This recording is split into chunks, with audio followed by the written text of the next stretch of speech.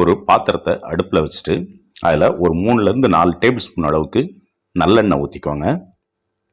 எண்ணெய் சூடாகி வந்ததும் ஒரு டேபிள் ஸ்பூன் அளவுக்கு கடுகு, அது பொரிஞ்சதுக்கு அப்புறம் ஒரு டேபிள் ஸ்பூன் அளவுக்கு கடலைப்பருப்பு சேர்த்துக்கோங்க. கடலைப்பருப்பு சேர்த்து அது செவந்து வர்றதுக்கு முன்னாடியே ஒரு கைப்பிடி அளவுக்கு, அதாவது 3 டேபிள் ஸ்பூன் அளவுக்கு வறுத்த வேர்க்கடலை சேர்த்துக்கலாம்.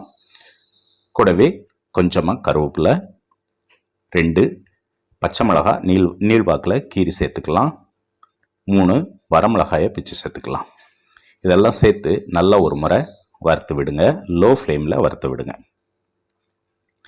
2 நிமிஷத்துக்கு லோ ஃப்ளேமில் நல்லா வறுத்து விட்டதுக்கு அப்புறம் ஒரு அரை டீஸ்பூன் அளவுக்கு மஞ்சப்பொடி சேர்த்துக்கலாம். கூடவே இந்த டிஷ்ஷுக்கு தேவையான உப்பு சேர்த்துக்கோங்க. கூடவே கொஞ்சமாக காயப்பொடி இதெல்லாம் சேர்த்துட்டு திரும்பவும் ஒரு 1 நிமிஷம் வரைக்கும் லோ ஃப்ளேமில் நல்லா வதக்கி விடுங்க. அவ்வளோதாங்க. நல்லா எல்லாம் கூடி வந்ததுக்கப்புறம் நாம் ஒரு 1.5 எலுமிச்சம்பழம், அதாவது மீடியம் சைஸ் 1.5 பழம் சாறு எடுத்து வச்சுருக்கேன், அதை இதில் சேர்த்துடலாம். சேர்த்துட்டு நீங்கள் அடுப்பை ஆஃப் பண்ணிடுங்க.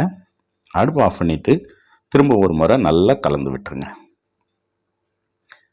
கலந்து இது லைட்டாக ஆறி வந்ததுக்கப்புறம் நான் இங்கே ஒரு 3 பேருக்கு தேவையான சாதத்தை வடித்து வச்சுருக்கேன். அந்த சாதத்தை இதில் கொட்டிடலாம்.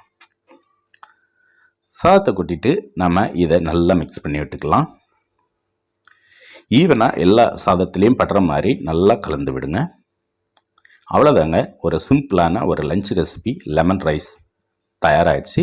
இது சிம்பிளான மெத்தடு, அதனால தான் இந்த மெத்தடில் நான் உங்களுக்கு சொல்லி கொடுத்தேன். இதே மாதிரி ஒரு முறை நீங்களும் செஞ்சு பாருங்கள்.